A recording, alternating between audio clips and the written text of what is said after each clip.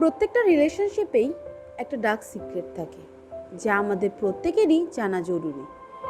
আমাদের অনেকেরই মনে হয় যে ভালোবাসা হয়তো কম দিলেই ভালোবাসা নষ্ট হয়ে যায়, সম্পর্ক নষ্ট হয়ে যায়। কিন্তু এই ধারণাটা সম্পূর্ণ ভুল। কিছু কিছু ক্ষেত্রে ভালোবাসা অতিরিক্ত পরিমাণে দিয়ে দিলেও সম্পর্ক কিন্তু নষ্ট হয়ে যায়। অতিরিক্ত পরিমাণে দিয়ে দিলে একজন আরেকজনকে টেকেন ফর গ্র্যান্টেড করে নেয়, এতে কিন্তু সম্পর্ক নষ্ট হয়ে যাওয়ার চান্স সবথেকে বেশি থাকে। তো আজকে আমি তোমাদেরকে কিছু টিপস শেয়ার করব বা সেই ডার্ক সিক্রেটগুলো শেয়ার করব, যে সিক্রেটগুলো তোমরাও যদি তোমাদের লাইফে মেনে চলতে পারো তাহলে তোমাদের লাইফেও এই রকম কোনো সমস্যাই আর কখনো আসবে না। আর আজকের এই ভিডিওটা ভীষণই ইম্পর্টেন্ট, তোমাদের প্রত্যেকের কাছেই এই ভিডিওটা পুরোটা দেখার জন্য অনুরোধ রইল। পুরোটা দেখো এবং কেমন লাগলো আমাকে কমেন্টে জানাবে। তো চলো কথা না বাড়িয়ে আমরা সোজা ভিডিওটাতে চলে যাই। তো আজকে আমি যে পয়েন্টগুলো বলবো তার মধ্যে নাম্বার 1 পয়েন্ট হচ্ছে, অনেকেরই মনে হয় বেশি বেশি ভালোবাসা দিলে হয়তো সে তোমাকে আরও বেশি বেশি করে ভালোবাসবে। But this is wrong. একেবারেই এটা ভুল ধারণা যে যদি তুমি তাকে বেশি বেশি করে ভালোবাসা দাও তাহলে সেও তোমাকে বেশি বেশি ভালোবাসা ফিরিয়ে দেবে। তুমি যখন তাকে বেশি ভালোবাসা দিচ্ছ তখন কিন্তু তোমার সেই ভালোবাসাটাকে সে জাস্ট টেকেন ফর গ্র্যান্টেড নিয়ে নিচ্ছে। অনেকের ক্ষেত্রে, এটা আমি প্রত্যেকের ক্ষেত্রে বলছি না, কিছু কিছু মানুষের ক্ষেত্রে তারা নিজেকে সেই ভালোবাসাটাকে টেকেন ফর গ্র্যান্টেড করে নেয় এবং সেই ভালোবাসাটার কোনো মূল্যায়নই তারা করতে পারে না। তো একটা জিনিস সবসময় জানবেন, নিঃস্বার্থ ভালোবাসা বলে কিচ্ছু হয় না এই দুনিয়াতে, কিচ্ছু না। কেউ তোমাকে বিনা স্বার্থে ভালোবাসবে না। তাই কেউ যদি তোমাকে বেশি বেশি করে ভালোবাসে তাহলে একটা জিনিস এটাও দেখে নিও যে তারই বেশি করে ভালোবাসার পিছনে স্বার্থটা কি আছে, আদত তার উদ্দেশ্যটা কি। তাতে দেখবে তোমাদের নিজেদের রিলেশনশিপটা অনেক ভালো থাকছে। এবং সত্যি যদি সে কোনো উদ্দেশ্য নিয়ে তোমার সাথে রিলেশনশিপে আসে তাহলে সেই রিলেশনশিপ যতটা তাড়াতাড়ি সম্ভব ভেঙে যাওয়াটাই বেটার, তাতে তোমার লাইফটা বেঁচে যাবে। এটা হলো 1 নম্বর। নাম্বার 2, ভালোবাসাকে না চ্যালেঞ্জ দাও। মানে সে যদি জেনে যে তোমার ভালোবাসা, তোমার পার্টনার যদি জেনে যায় যে তোমাকে ভালোবাসাটা ভীষণ ইজি বা তোমাকে ভালোবাসা দিলে খুব ইজিলি ভালোবাসাটা পাওয়া যাবে, তাহলে সেও কিন্তু তোমাকে টেকেন ফর গ্র্যান্টেড নিয়ে নেবে। সে ইজি ওয়েতে তোমাকে ভালোবাসা দেবে এবং ইজি ওয়েতে তোমার কাছে ভালোবাসাগুলো সবটা নিংড়ে নিতে চাইবে। সেটা না করে ভালোবাসার পার্টনারকে তোমার চ্যালেঞ্জ দাও। তাকে এইটা বোঝানোর চেষ্টা করো যে সে তোমাকে ভালোবাসতে গেলে বা তোমার কাছ থেকে তাকে ভালোবাসা আদায় করে নিতে গেলে অনেক কাঠখড় পোহাতে হবে, অনেকটা ওয়েট করতে হবে, তবেই গিয়ে তোমার ভালোবাসা পেতে পারে সে।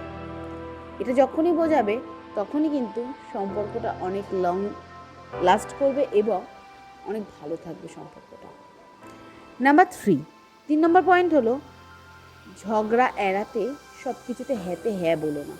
তোমার পার্টনারের অনেকেই আছে যারা ঝামেলা এড়াতে, ঝামেলা ভালোবাসে না, ঝামেলা এড়াতে বা যাতে সম্পর্ক ভালো থাকে, সম্পর্কের মধ্যে কোনো চিন না ধরে, সম্পর্কটাকে যাতে কোনো ঝগড়াঝাটি কিচ্ছু না হয়, সেই কারণে হয়তো পার্টনারের হ্যাঁতেই হ্যাঁ বলে দিচ্ছে। কিন্তু এটা বলা বন্ধ করো, কারণ তুমি পার্টনারের হ্যাঁতে হ্যাঁ মেলালে নিজেকে নিজে সম্পূর্ণভাবে পাল্টে নিতে হবে। তাই নিজেকে সম্পূর্ণভাবে পাল্টে নিও না। নিজেকে নিজের মতন, তুমি যেমন তোমাকে তেমনভাবেই যাতে তোমার পার্টনার ভালোবাসে, এইটা কিন্তু সবার আগে ভীষণই ইম্পর্টেন্ট একটা পয়েন্ট।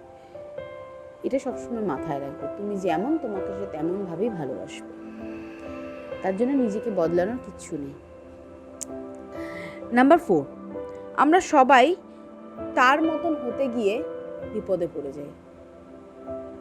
সে কেমনভাবে সে আমার এই জামা কাপড় পরাটা পছন্দ করে না, সে ওইভাবে কথা বলা পছন্দ করে না, ওভাবে খাওয়া পছন্দ করে না, এইটা পছন্দ করে না, ওইটা পছন্দ করে না, মানে সব কিছু তার মতন করে চলতে হবে। এই বিষয়টাই যখন তোমার সামনে চলে আসবে না, তখন আপনাকেই নিজের ইচ্ছায় এই সম্পর্ক থেকে বেরিয়ে আসতে ইচ্ছে করবে। এই সম্পর্কটা তখন হয়ে যাবে টক্সিক একটা বিষয়। তাই বলবো যে নিজেকে বারবার একটাই কথা বলবো, নিজেকে পাল্টানোর চেষ্টা করো না। নিজেকে নিজের মতন করে রেখে, নিজেকে নিজের মতন করে সাজিয়ে গুছিয়ে নিয়ে লোকের কাছে প্রেজেন্ট করো। কে কি বললো, কে কি করলো, ডাজ নট ম্যাটার। সেটা কোনো কিছুই কিন্তু কোনো যোগ্যতাই নেই যে এই ম্যাটারটার মধ্যে কথা বলা।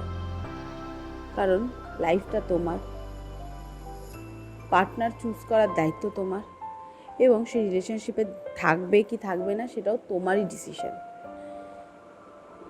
তাই যেটা করবে ভেবেচিন্তে করবে। এটা হলো নাম্বার 4।